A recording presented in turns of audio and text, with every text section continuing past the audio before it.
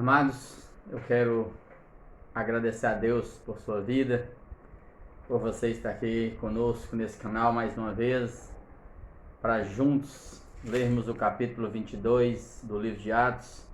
Então, toda a minha gratidão a Deus por sua vida, e eu quero fazer isso com oração, abençoando sua vida e te pedindo para que estimule outros a ler a palavra de Deus, a ler Jesus. O evangelho existencial é para nossa geração. Então, vamos fazer isso. E eu quero te convidar para retomarmos o capítulo 22, né? Nós percebemos que Paulo foi preso, quase linchado. O comandante aqui foi lá e segurou as barras para que os judeus não o matassem, despedaçassem. E aí, ele subindo as escadas para a Fortaleza Antônia, ali ele faz aceno com a mão, silencia todo mundo, e aí ele pede para falar alguma coisa. E aí o comandante deixa, ele vai falar em língua hebraica, que na verdade não é o hebraico. Essa geração aqui, que está aqui presente, já não falava mais o hebraico original, era um dialeto, né, o aramaico. Aí Paulo inicia o capítulo 22 na declaração dele, né, dizendo em língua hebraica: Irmãos e pais, ouvi agora a minha defesa perante vós. Quando ele inicia dizendo diante do Sinédrio, irmãos e pais, ele já começa se colocando em pé de igualdade com todos os membros do Sinédrio, porque naquele tempo eles chamavam eles de anciãos, né? Tinha um nível de tratamento por eles, era diferenciado. E Paulo sabe da oportunidade que ele está tendo aqui. E Paulo sabe também no coração dele que esse povo não mudaria o coração. Quer ver, ó? Verso 2.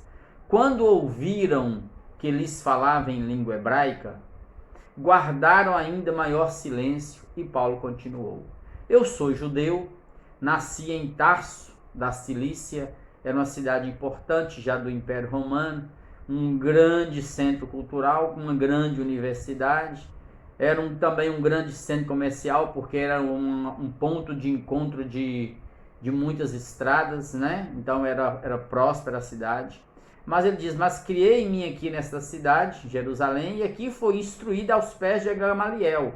Quando ele recebeu a idade certa, levaram para Jerusalém, e ele foi criado aos pés de Gamaliel. E todo mundo conhece Gamaliel ali, porque ele era de fato o top, né?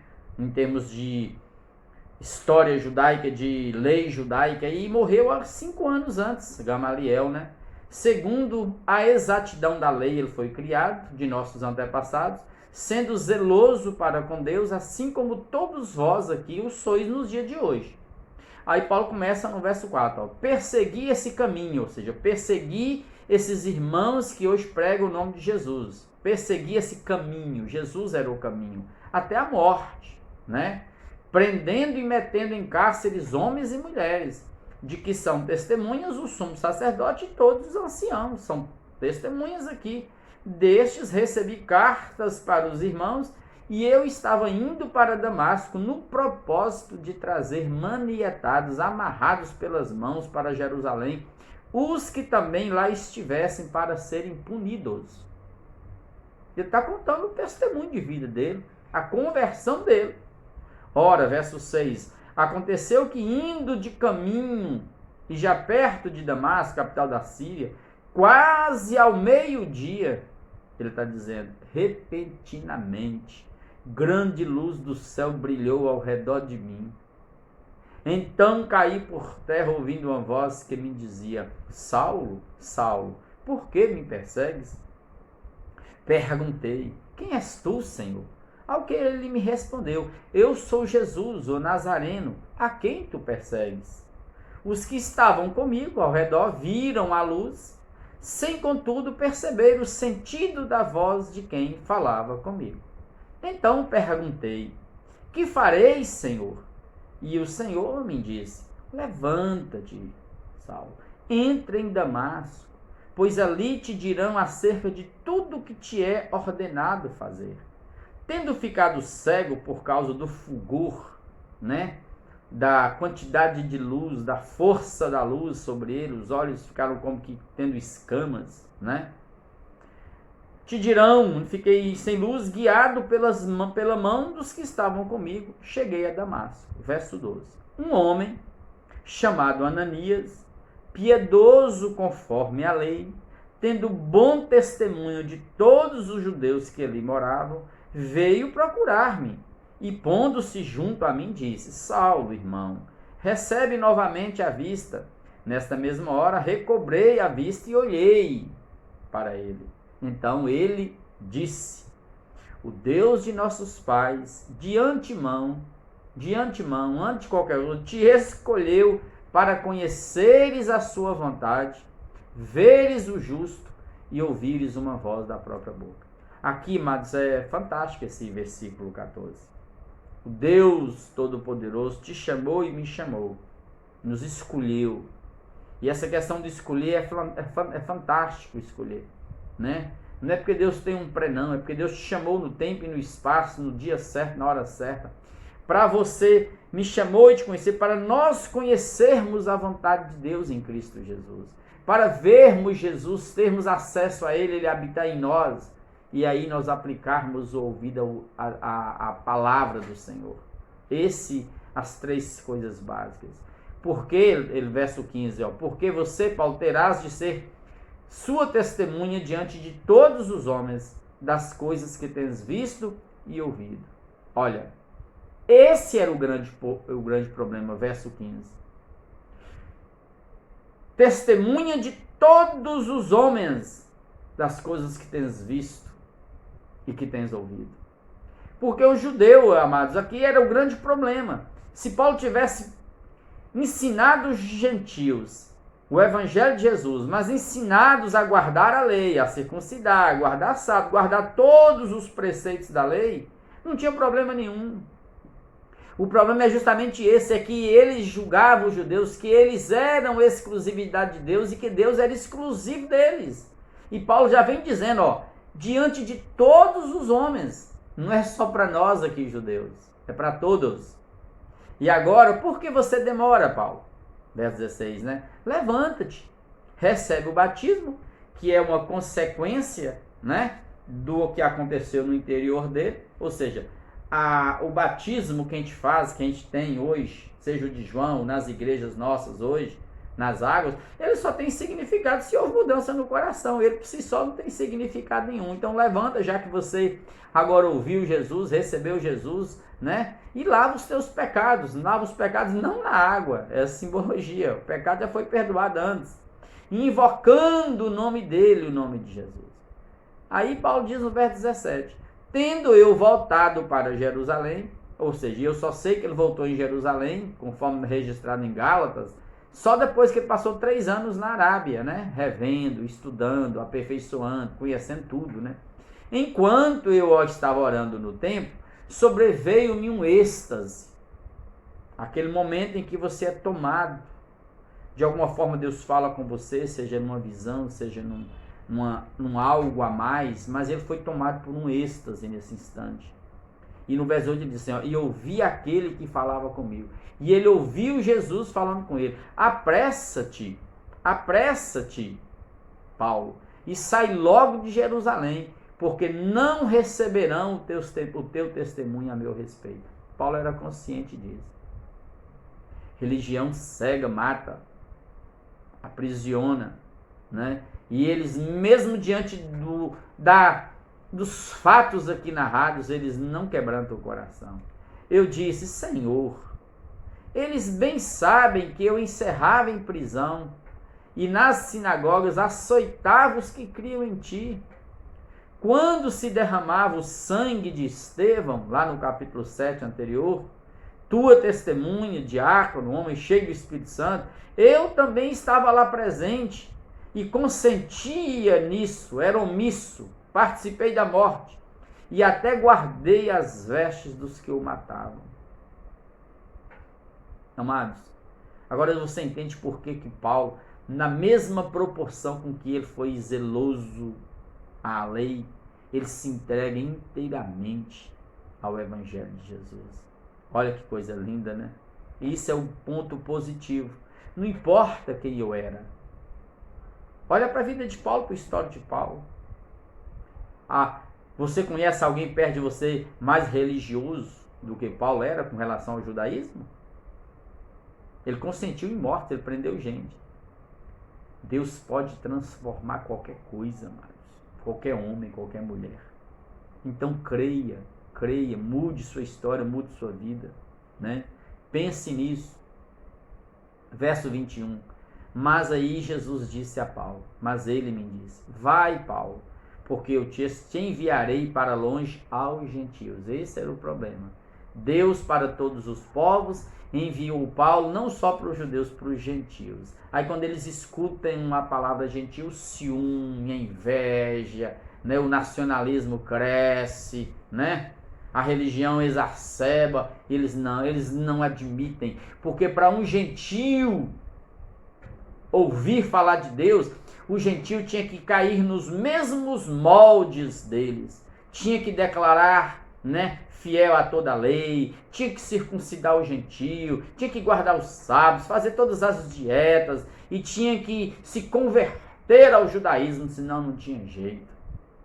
Então, quando eles sabem que Paulo ia para os gentios e pregava apenas a graça de Deus, aleluia, sem o peso, sem o fardo da lei, sem a opressão da lei, aí eles não aguentavam. Esse era o problema. Então Paulo, quando fala a palavra gentios aqui, aí novamente os ânimos, a raiva, o ódio. Então você percebe que onde o ódio se instala, a morte também está instalada. Todo aquele que odeia o seu irmão é um assassino. Então, se você odeia alguém, tem ódio por alguém, você pode ter certeza, a morte está instalada dentro do teu coração. E se você tiver uma oportunidade, você mata essa pessoa. Olha aqui, ó. Olha o verso 22. Ouviram-no até essa palavra, gentios. E então gritaram, dizendo, tira tal homem da terra, porque não convém que ele viva. Quer dizer, mata-o. Ou seja, os caras sabiam que a lei não permitia, mas mesmo assim nós estamos matando. Ora, estando eles gritando, arrojando de si suas capas, atirando poeira para os ares, como era o costume oriental, né? Gritar, sacudir as roupas e levantar poeira para cima, ordenou o comandante que Paulo fosse recolhido à fortaleza e que sob açoite fosse interrogado para saber por que motivo assim clamavam contra ele. É lógico que o comandante não estava entendendo nada, ele estava falando em hebraico, aramaico, mas por isso ele manda açoitar, ele tira Paulo do lugar do tumulto, mas ele manda açoitar. E o açoite nós sabemos como que era, no latim era flagelo, flagelar, açoitar, flagelar a pessoa. E eram chicotes que tinham de couro com pontas, né, de pedaços de ossos e chumbo, metal. Pessoas morriam debaixo do chicote. Muitos não suportavam a crueldade disso aqui, ó. Tá vendo? Manda açoitá-lo, manda flagelá-lo. Quando, verso 25, quando estavam amarrando com correias, disse Paulo ao centurião presente, ser-vos-á porventura lícito açoitar um cidadão romano sem estar condenado? Aí agora não tinha jeito, né? Como é que açoita um cidadão romano? Paulo nasceu dentro do Império Romano, em Tarso da Cilícia, cidadão romano por direito de nascimento, enquanto outros compravam esse dinheiro caro, né? Então, ouvindo isso, o centurião procurou o comandante e lhe disse, que estás para fazer? Porque este homem aí, ó Paulo, é cidadão romano. Vindo o comandante, perguntou a Paulo, dize-me, és tu romano? E ele disse, sou romano. Respondeu-lhe o comandante, a mim me custou grande soma de dinheiro esse título de cidadão romano. Disse Paulo, pois eu tenho por direito de nascimento. Imediatamente, verso 29, se afastaram que estavam para inquirir com açoites. O próprio comandante sentiu-se receoso quando soube que Paulo era romano, porque o mandara amarrar. No dia seguinte, verso 30, querendo certificar-se dos motivos por que vinha ele sendo acusado pelos judeus, soltou e ordenou que se reunissem os principais sacerdotes e todo o sinédrio, e mandando trazer Paulo, apresentou-o perante eles, perante o sinédrio. 71 homens, saduceus e fariseus. E aqui vocês vão ver que Paulo está usando todas as sabedorias humanas para se livrar desse povo. Olha o capítulo 23, verso 1. Fitando Paulo os olhos no sinédrio, disse: varões e irmãos. Paulo se iguala com todo mundo aqui, amados. Paulo nos trata como os poderosos, os mestres, os anciãos, os entendidos, os intelectuais, os superiores, não, como irmãos. E olha aqui a autoridade de Paulo, que a ousadia de Paulo. E a ironia de Paulo aqui, ó. Diante de Deus, ó. Tenho andado diante de Deus com toda boa consciência até o dia de hoje. Essa palavra é chave no Evangelho, consciência de quem eu sou em Deus, de como eu vivo em Deus. E eu não estou fazendo mal a ninguém, diz o texto. Mas o sumo sacerdote, aqui no caso Ananias, que foi do ano 47 a 59, parece que ele foi sumo sacerdote, era um cara glutão, um cara beberrão, um cara farrista, um cara cheio de ódio e um homem violento. Fez coisas malignas e perversas e estava ali a serviço do Império Romano. Ele traiu o poder, satisfazendo, servindo o Império Romano. Não foi um bom sumo sacerdote. E Paulo conhecia esse homem. E olha o que esse cara faz de tão mal que era. Mandou aos que estavam perto dele que lhe batessem na boca contra a lei. Porque na lei judaica, nos entranhos da lei deles, olha, amados, se alguém batia na face de um israelita, na bochecha de um israelita, ele batia no próprio Deus. Para eles era assim. Quem batesse no homem na bochecha, batia no santo. E esse sumo sacerdote, contra a lei deles, os princípios deles, manda bater na boca de um homem, sem crime algum. Olha como que é maligno e perverso o que esse homem está fazendo. Então Paulo lhe disse, né? Deus há de ferir-te parede branqueada. E Paulo está sendo assim forte na palavra, porque a parede branqueada aqui era porque quando se tocava nas sepulturas, a pessoa ficava imundo. Então eles branqueavam as sepulturas, as tumbas, para todo mundo ficar sabendo que ele era, para ninguém tocar naquilo, para não ficar impuro. Então Paulo dizendo assim, você é uma sepultura branqueada. Você está ocupando um lugar que não devia, mais ou menos assim. Tu estás aí sentado para julgar-me segundo a lei, e contra a lei mandas agredir-me?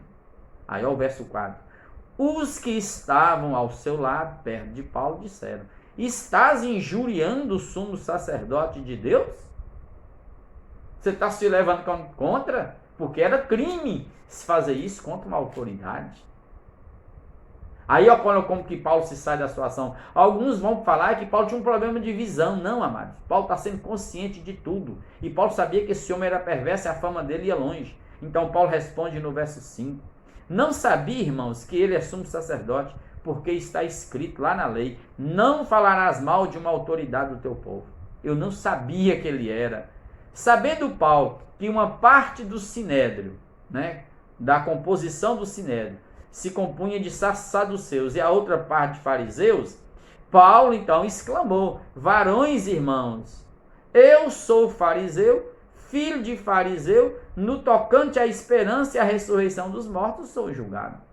Então agora Paulo divide o sinédrio, porque os saduceus ali no sinédrio representava a elite, a parte rica dos sacerdócios, politicamente falando, economicamente, eles controlavam tudo.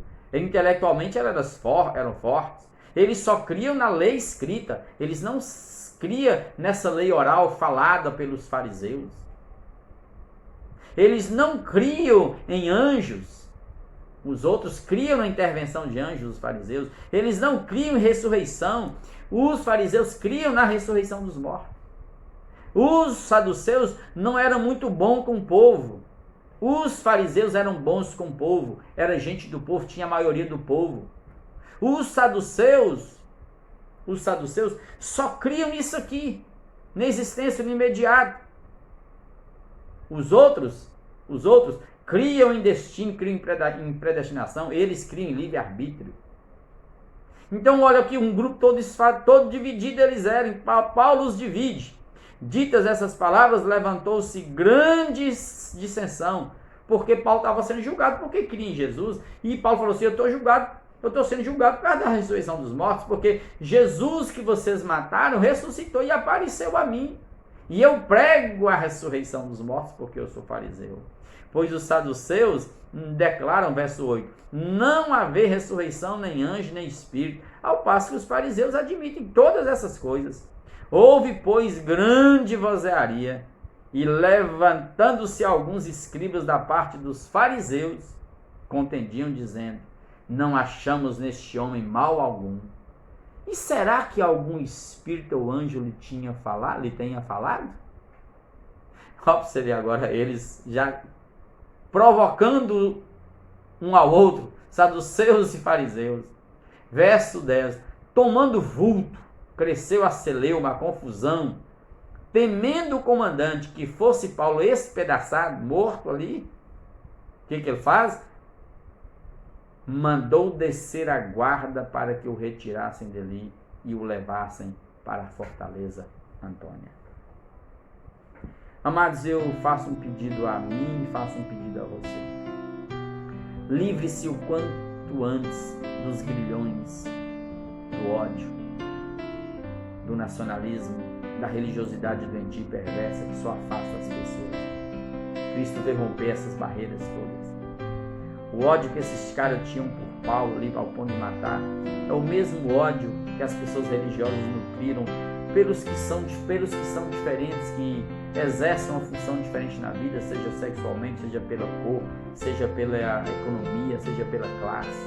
Quantas pessoas foram torturadas, machucadas, feridas, e tudo isso muitos fizeram na história, julgando estar agradando Deus. Não, amados, deixa Deus tratar com as pessoas, e que cada um preste conta para Deus, não para nós. Quanto a nós, vamos fazer como Jesus, vamos pregar o Evangelho, vamos encher a terra do conhecimento de Deus, e deixar que o Espírito fale com cada um, convença cada um do seu pecado, do seu erro, né? Da sua injustiça. Então se entregue a Jesus, escute a voz de Deus, imite Jesus no chão da terra e pratique Deus como bem para você e para sua casa. Vamos orar, coloque sua causa diante de Deus, seus pedidos de oração. Eu quero que você ore por nós nesse instante, por esse grupo, por cada um de vocês que faz parte aqui conosco. Vamos interceder uns pelos outros e pedir a Deus para que encha nossas casas de luz, de graça, de amor, e que a gente não tenha vergonha de ler a Bíblia com os nossos, de falar do amor de Deus às pessoas. Peça a Deus sabedoria para você comunicar Jesus às pessoas. Pai, obrigado por esse encontro, por mais um capítulo lido. Obrigado pela graça que o Senhor nos deu de estarmos aqui. O Senhor, Pai, nos viu quando estávamos distantes. O Senhor nos amou com amor eterno. O Senhor nos atraiu a Ti, porque somos de Ti, nascemos em Ti. Obrigado porque o Senhor nos perdoou. O Senhor, Pai, lançou no mar do esquecimento todos os nossos pecados, assim como Tu fizeste com Paulo e fizeste dele um instrumento, um vaso em Tuas mãos. Obrigado porque estamos aqui. Obrigado por cada irmão e irmã que está agora conosco, participando deste canal, lendo essa palavra conosco. Cura-nos, Pai. Nós queremos ser um contigo aqui em oração. Visita cada um, onde cada um estiver, ministra. Sopra o teu vento, aqueles que estão nos leitos dos hospitais, cura. Aqueles que estão passando por dores e angústias em casa, reanima, fortifica. Aqueles que estão passando, Pai, pelo processo do desânimo, do cansaço, renova as forças físicas, espirituais e emocionais. Visita os sentimentos, as emoções de cada um e equilibra-nos em Cristo Jesus no Evangelho. Abra o nosso entendimento nesse instante e arranque do nosso coração todos os resquícios da religião, ó Deus, que nos faz odiar um ao outro, afastar-nos uns dos outros. Tem misericórdia, quebra, Pai, toda barreira da inimizade. Que a cruz do Senhor seja erguida, unindo-nos em torno de Jesus, do Evangelho, o nosso bem maior, o nosso tesouro, Pai. Em nome de Jesus, obrigado por estarmos aqui. Agora, Pai, eu clamo a Ti. Eu clamo ao Senhor. Que o Senhor, Pai, envie o Teu anjo na casa e na vida de cada um, guardando o lar, guardando a mente e o coração de cada um. tocando a carne, os ossos, o sangue, tirando toda enfermidade. Sim, Pai. Seja aquela que nós conhecemos, seja aquela que nós nem ainda sabemos que temos, arranque, quebre agora todo vento de enfermidade. Sim, Pai, toda obra maligna contra nós quebra. Guarda nossas casas com anjos e cerca-nos com a tua glória. E receba todo o nosso louvor e gratidão por mais um dia de vida, por mais uma quantidade de livramentos que o Senhor nos deu, pela provisão de hoje. Obrigado, Pai. Obrigado porque o Senhor está aqui, o teu Espírito nos habita. E é em nome de Jesus, o nome do teu Filho, que nós oramos agradecidos por tudo. Amém. Amém.